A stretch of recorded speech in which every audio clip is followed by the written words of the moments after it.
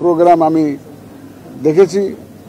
তারা 130টা সেন্টারে ইলেকশন কেন্দ্রিক প্রশিক্ষণ দিচ্ছে তাদের সদস্যদের, পুলিশের। আমি আনসার বিডিবির প্রশিক্ষণের একটা মহড়া আমি গিয়েছিলাম, সেটাও দেখেছি। ওনারাও প্রস্তুতি নিচ্ছেন ইলেকশনের জন্য। আজকে বিজিবিরটা দেখলাম।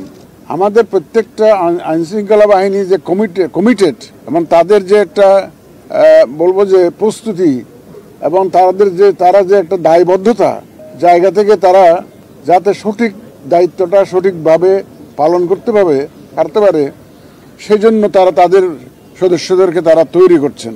তা আমি অত্যন্ত আনন্দিত এবং আমাদের নির্বাচন কমিশনের পক্ষ থেকে আমি বিজিবির কর্তৃপক্ষকে আবার ধন্যবাদ জানাচ্ছি এই ধরনের প্রশিক্ষণের আয়োজন করার জন্য। এই প্রশিক্ষণ আমাদের নির্বাচনে বিশালভাবে একটা আমি বলবো যে প্রভাব ফেলবে এবং আইনশৃঙ্খলা রক্ষায় এটার একটা বিশাল প্রভাব থাকবে।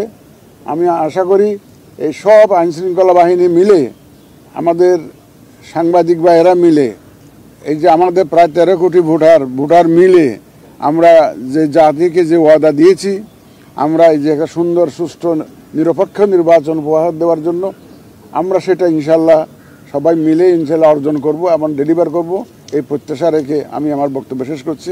আচ্ছা, যাই হোক, আসলে এটা প্রশ্নগুলো মহড়া কেন্দ্রিক হওয়া উচিত ছিল।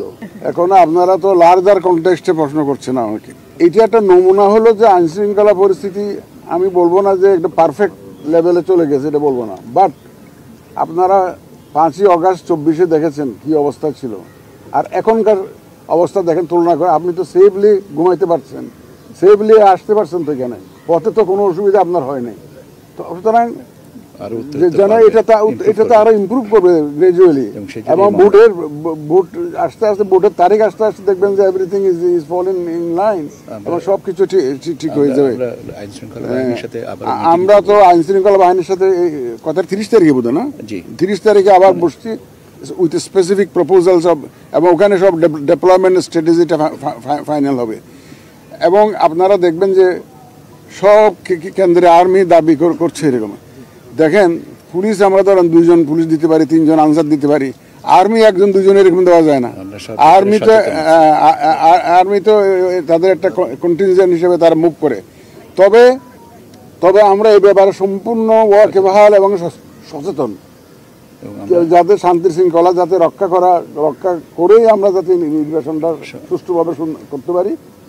আর যারা প্রতিহত করার ঘোষণা দিচ্ছে, যারা সব ধরনের ব্যবস্থা আমরা নিব, যাতে কেউ সহযোগিতা লাগবে, আপনাদের সহযোগিতা লাগবে, সাংবাদিকদের সহযোগিতা লাগবে, দেশবাসীর সহযোগিতা লাগবে।